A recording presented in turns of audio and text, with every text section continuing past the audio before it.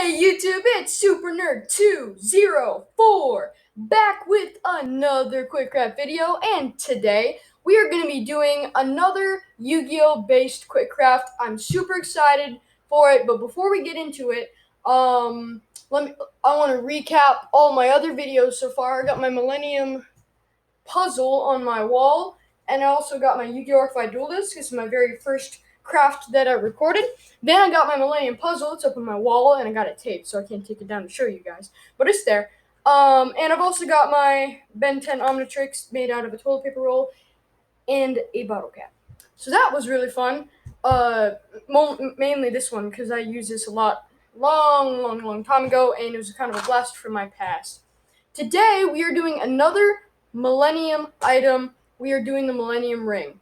Also, almost forgot. I won't forget though.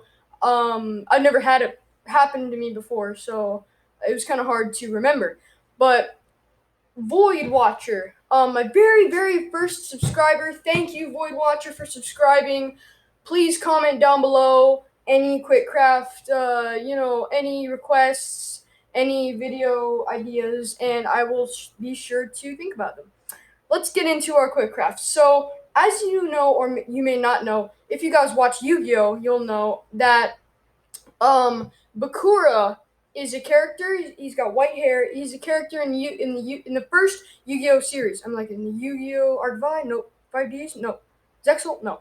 No. It is in the first Yu-Gi-Oh series with Yugi and Joey and Kaiba, and they know Bakura. So Bakura is kind of a main character, and he owns one of the Millennium items, which is the Millennium Ring. It has these 5 tassels, and it's got that round shape to it. So, and the round tassels, I could have just, made them and then just glued them on, but they wouldn't be able to move. So I got some paper clips in order to attach those. Also, I restocked my supply of gold acrylic paint, and now this stuff is not yellow. So instead of it just looking yellow, now my Millennium items will actually look gold and metallic, which is really cool. Let's get into it. So first, I got my Kaiba Court box right here. I'm going to open it up. Sweet. Still got the shapes cut out from my Yu-Gi-Oh! Millennium puzzle. But this is the main game right here. This is big old fat old piece of cardboard, which is the bottom of an Amazon box, which is really cool because other than, like my paper clips and my paint, which I'll have to, restock, my main material is cardboard, and if I don't stop, and unless I stop getting packages, which you're going to see that happening in the near future, I will never run out of materials to make my video, which is kind of cool. So here we got my my big piece of cardboard, and I'm going to go ahead and make that circle shape for the Millennium Ring. So if you guys don't know what the Millennium Ring looks like, I have studied it so I can know what it looks like. So here, let me just kind of go ahead and draw it, and then I'll just cut out with the circle shape so you guys kind of get a sense of what it looks like. So it's got that same eye pattern to it as the Millennium Puzzle. Not quite the same symbol though. It's a little bit different. I actually kind of like this one because it has a very interesting symbol to it. It almost looks like an Ankh. If you guys don't know what that is, that's like the cross where it goes down and then across. Looks like the female symbol in the gender symbols, and it's a very interesting symbol on the Millennium Ring. Now, please do remember that Yu-Gi-Oh is monsters in the first series at least, because I do know they do Nordic, which is like Asgardians, and they do Aesir, which is also like Norse. So this is Egyptian. So all this stuff, I mean, let's be honest, like the Egyptian, I call it Divine Beast because I mean that's what it says on the card. So the Divine Beast, Ra, It's actually the winged dragon of Ra, and Ra is an Egyptian god. So most of the Yu-Gi-Oh! The first series is from Yu-Gi-Oh! It's from mythology, so Egyptian mythology.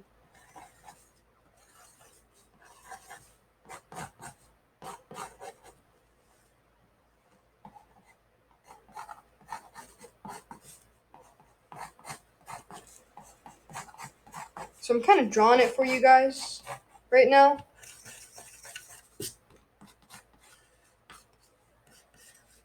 There we go. That's just about done. There we go. So it kind of looks like this. Like that. So it's got that circle shape, and then it's got that triangle with that ankh looking symbol, and then tassels. Now I'm not good at drawing whatsoever. So if you guys are like, oh man, that looks nothing like it, you know, you're such a bad drawer, super. I don't disagree. And I will fully accept that. So I'm gonna go ahead and take a marker. I'm just using a regular classic black Sharpie. Love these. I'm going to retrace that circle shape and cut around that. Sweet. Got my scissors. I don't have my box knife because apparently it wasn't that great. It still cut, but it was a little rusty, so it was not wasn't the best knife in the world. So I'll probably be I'm sorry, I'm a little tired, so my speech is going to be right. So, what was this? A box knife. Yeah, so I'm probably going to get a new box knife. So that's going to be awesome. This is part of the reason why I use a box knife, because I use that reinforced cardboard. And sometimes it's really hard. Actually, most of the time it's really hard to use scissors to cut them. So, but once I get into that groove things like that, there we go. It starts going a little bit smoother. So, or a little bit more smoothly. So, cutting that. There we go. Okay, so here we go. I'm just cutting that. Here's where I came in, and then I'm getting that circle shape around it. So you guys will see the back. Here we go. Gotta angle my scissors. There we go. It's all technique.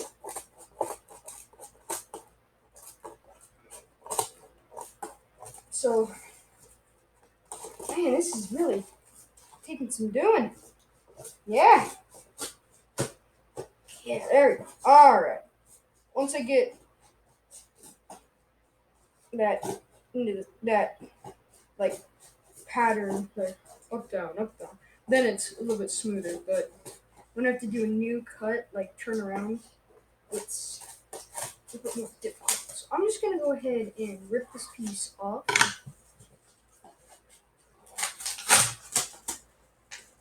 Oh, woo! There we go. So here we go. Now let me just cut that circle part. Now, mind you, this circle is going to be hollow, meaning it's going to have a hole inside of it. So please keep that in mind. Bam! Look at that. So there's my start of my circle. And what I'm going to do is, so originally I was like, well, how am I going to make the circle if I have to cut back in? Here's how I'm going to do that. So I'm going to go ahead and go a little bit further in than my design here, just for structural purposes. Not quite. There we go. I'm going to poke a hole in there, right there. See that? Got that hole in there, and then I'm going to stick my scissors through there.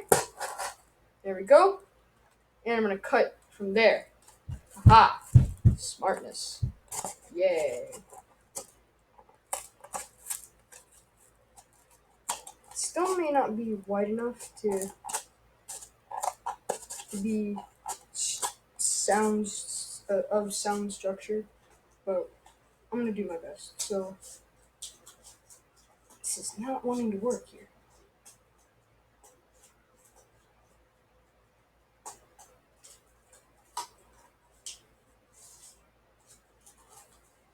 Okay, so I'm gonna have to make another hole and then cut from there. There we go. Okay, now it's working.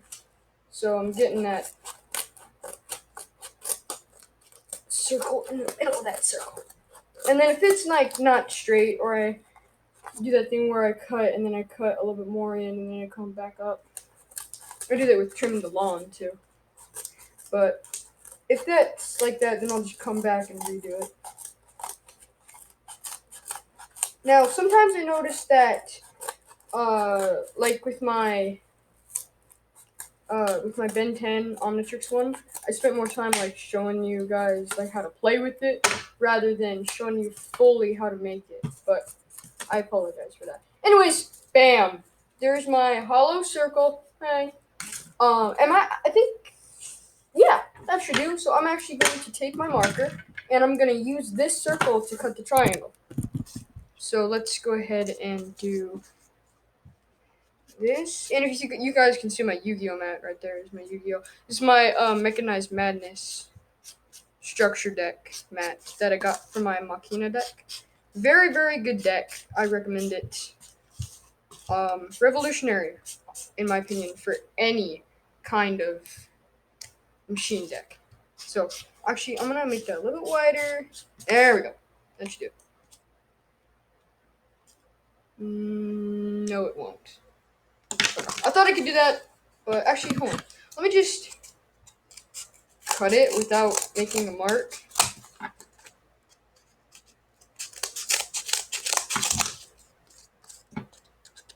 And then don't take too much off the bottom, just kind of make it straight. Okay. That's not great. It's not horrible. No, it's gonna need to be a little bit bigger. So let me go ahead and grab this big, nice piece of cardboard. And I'm gonna put my circle on there. So that's not quite big enough. So just a little bit bigger than that. Okay. Lift it up so I can put it beyond that boundary. So I've got that line, and that's going to be the top of my triangle. There we go. Now you can see it. Zoom in.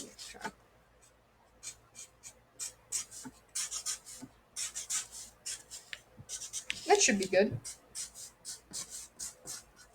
And if I mess up, then, that'd be unfortunate, but I've got a perfectly good other piece of cardboard.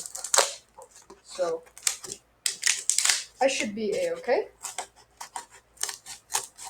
And just in case, I'm going to cut a little bit outside the lines, just in case I drew it too small. That's a nice trick I learned, actually just for myself, so that I don't cut, if I drew it too smaller than what I actually need, then I can, cut outside the lines to make it bigger than my drawing. So then I won't have to redo it and save time and cardboard. Smart. Yes. Very strategic is the word for it. There we go. Sweet. Bam! There's my triangle right there. Oh, I just saw myself in the camera. I'm wearing my nerd shirt. Smart is the new cool, people. Yeah, my nerd shirt. Woo! Now that is better. See how it's overlapping that? That's nice. Yes. That's perfect. Okay.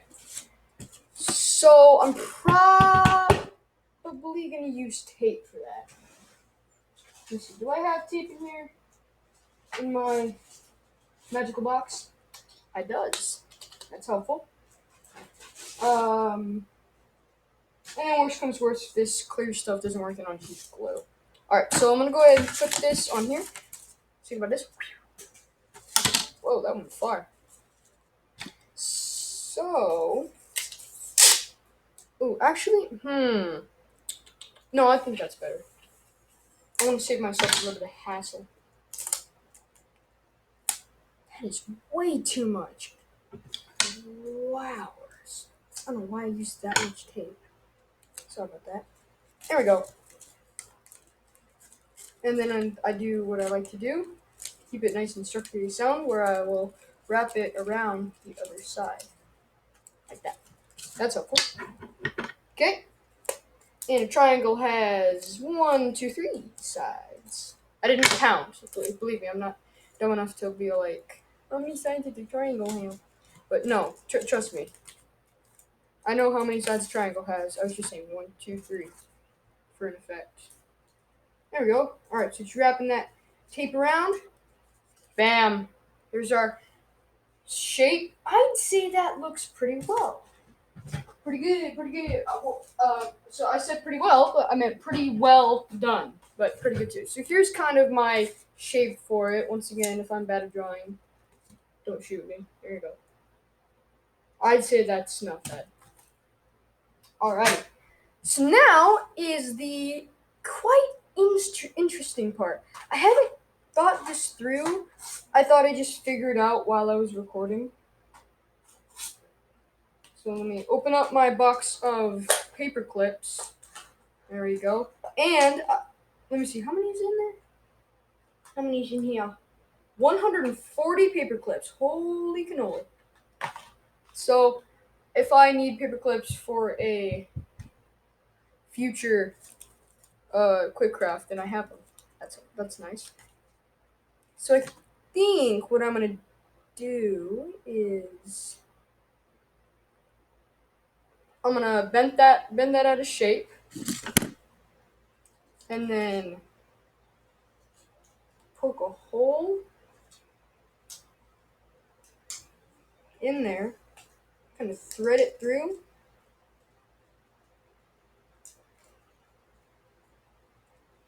Like that.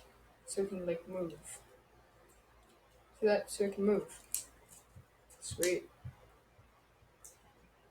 Now and this is not one of the actual tassel pieces. Then I'm just gonna put that in there, and then bam, I got one of the tassels. That's cool.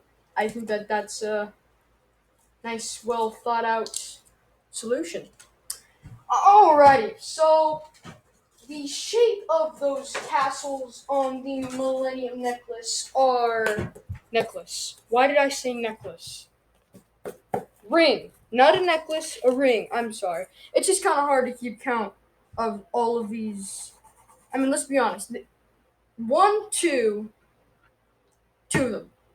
Necklace, Millennium necklace, puzzle, and ring all go on your neck, so it's kind of hard to keep count. Please forgive me. So I think I'm gonna go with a arrow, more like arrow shape. It's kind of like that. I'd say that looks good. That'll do it. Sweet. So then I'm gonna make 5 of these. Where'd it go? There we go. I'm gonna make 5 of those. So I'm gonna cut it out. And this is not the reinforced cardboard, so this is gonna be a lot easier. See how much easier it is to cut this? Yeah, this is gonna be a lot easier than my usual cardboard, which is kind of a refreshing change. Let's be honest. If I have to be honest. Okay, there we go. So got my nice egg salad wrap here that I'm eating.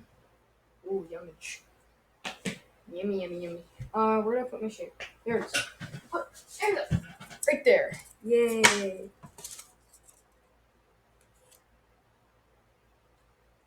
One, two, three, four, five. I say that looks really good. Alright, so take a new paper clip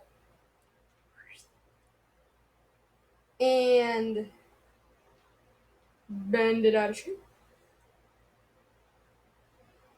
Now, mind you, I could have done this with a couple other things. As I said before, I do a lot of jewelry stuff too, so I could have used some of these. This is a jewelry making kit that my grandpa got me. Shout out to Gramps. Yeah, so I could have just connected it with one of these and bent that. But that's copper wire, and I really don't see. I mean, it looks gold, but it's copper, mind you. So I don't see how that would be any easier than bending this. Actually, now that I think about it, it would probably be harder. So hopefully not destroying my scissors. I'm gonna try to. There we go. Cut another end off of that paper clip. Now, let me see. I want the pointy side facing outward. So I'm gonna poke a hole inside there and thread it through. Here we go. So I'm gonna use my right hand, hold it, and my left hand to poke a hole through it. Take it back. Other way around. So my right hand has the strength. Put a hole through it. Hoping I don't jab myself when it goes through. Am I gonna? I don't know what is this? What is this? I don't see why this isn't working. Hold on. Hold up.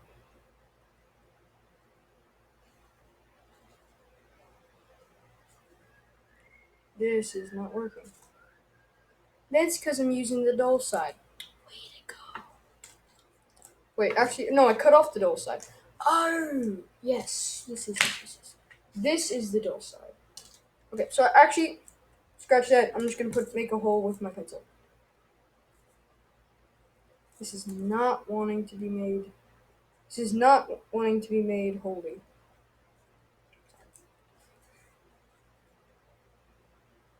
Come on, there we go. And I hope that this is not like last time with my Millennium puzzle. I didn't tell you guys this, but I actually cut to the part where I just taped the dog tag on. Because secretly, I had tried to put that hole is too low. I'm gonna have to cut a whole nother shape. That's unfortunate. Well, that's how it goes sometimes. So whenever I was making before I taped the dog tag on there, I was gonna make a hole by pushing just one piece of tape and making a loop and then sticking those other sides together and putting it through. But obviously the sides of the tape stuck to the dog tag, which did not work. And then I tried putting it into that tiny little hole at the bottom. That worked not either. So that was quite infuriating. But in the end, I just taped the dog tag to the Millennium puzzle, and that's kind of what quick craft should be, nice and easy, not too complex and difficult. Once again, this is gonna be a nice, refreshing change because it's gonna be much easier than my regular reinforced cardboard, which I use for projects that I want to last. There we go.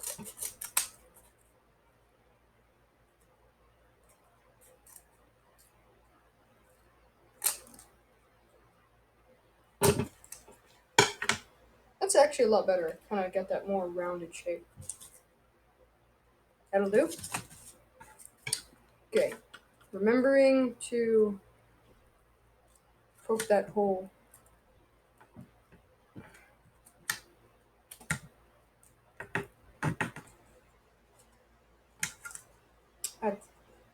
Sorry. Like I said, I think I said this. I may not, actually I don't. I may not have. I don't remember. I think I said it and then maybe cut it. I don't know. I remember saying it in a video, even if I cut it or whatever. But sometimes whenever I'm doing things that require where'd my paper go? Oh, there it is. Sorry. Sometimes when I'm doing things that require concentration, I'm not commentating or talking. So sorry if you get bored in those parts, but I have to concentrate. So Is that gonna be too big? Be nope. Yeah, yeah, I think so. So I'm gonna cut even more off. Hopefully not my scissors. I have to kind of just saw it off. There we go. Man, woo! That's like shrapnel. I could take that. Could kill somebody right there. There we go. In between that cut.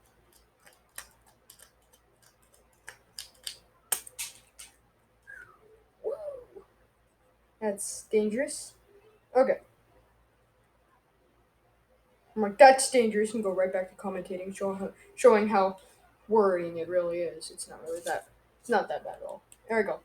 That's a lot better. Sweet. So I'm not actually gonna connect that yet. I'm gonna leave that there just for painting. So actually,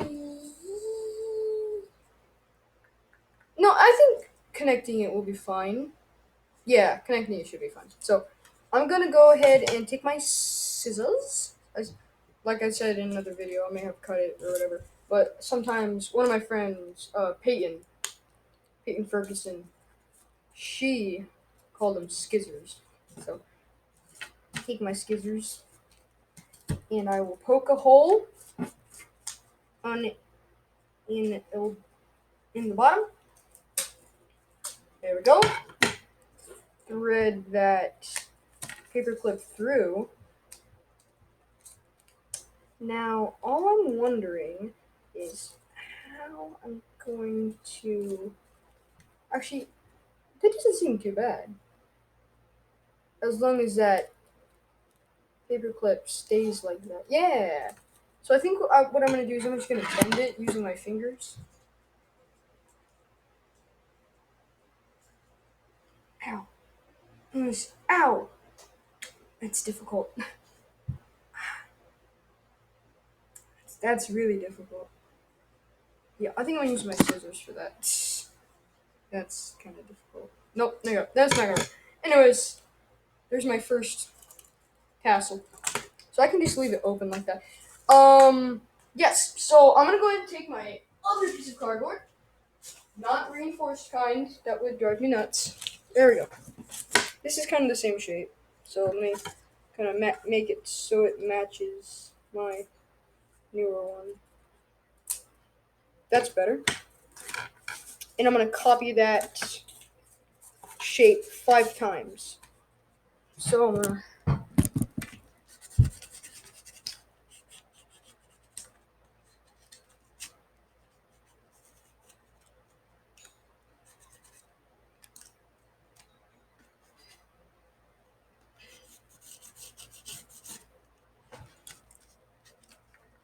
And I think I'm gonna change this shape right here. There, yeah, just because I think I messed up a little bit, so I'm gonna go ahead and make that like that. That's a lot better. Oh, sorry. Um, yeah. Wait, actually, hold on. Let me cut this off. Yeah, all right, we're good. I'm good. I'm gonna do these as close together as possible, so I don't have to use up all of my thin cardboard. By the way, I even told you guys this on camera before, but I actually created. So I started playing Dragon Ball Super card game on. Uh, it was. I think it was in June. Yeah. So I'm very new to the game. I love the game though. It's a really good game. I love the battle mechanics. Um. Yeah. It's overall. I think you guys should play it. Speaking of play, also don't forget the super players. So that's actually SUPAH super PLAZ PLAH.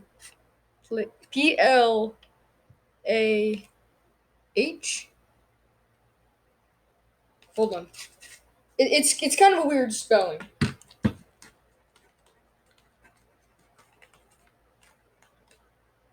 Anyways, I think it's PLAYAHZ maybe.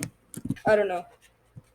But watching their battles that they have on YouTube, that really helped me learn to play the game. So shout out to Super Players. I'm subscribed to them so they can I can watch their videos. Also, I think they do Dokkan Battle too, which is a phone game, kind of like the card game. I play that too, but I can't play it anymore on the account of I accidentally deleted Google Play, and it says that I have to get the newest version, and I can't because I don't have Google Play anymore, and it's super annoying to get Google Play, so that's unfortunate. Duel Links too, Yu-Gi-Oh! Duel Links. They're all coming out with new updates. It's unfortunate. So I just realized something. I'm only gonna have to make 4 of these since I already have one. Math. It's math. 4. I mean 5 minus 1 is 4. I think. Yes. I think that'll do it. Yes. So I only need to make 4 of these because I already have one. Math power.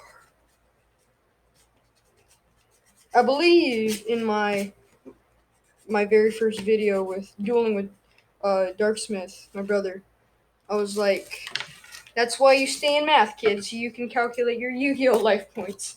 But even if you don't want to calculate your Yu-Gi-Oh life points, stay in math. All right, stay in school. Period. Not just math. See, I go to a really weird school. Well, not anymore since homeschooling. And I mean, I'm a nerd, so I left my school due to bullying issues, unfortunately. But before I left, where all the other middle schools all the other middle schools were doing like the period, so you go to a different class for every subject. It was not the case for me. I had one homeroom, and I learned all my subjects there, except like when we went to art and music. So I got to go to I got to go to a couple other rooms during art and music, but that was it.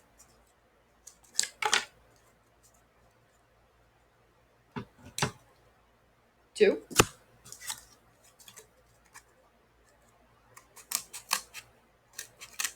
Getting that point. They're nice and sharp too, because they need to be able to point to it. So that's something from Bakura. So Bakura's Millennium Ring and Yu-Gi-Oh! If you guys don't know, one of its like special things. That's 3 by the way. One of the special things about the Millennium Ring is it can point. So like if it, okay. Here's an instance. So at Battle City, in Battle City, I think it was season 2, possibly. Yeah, no, season 1.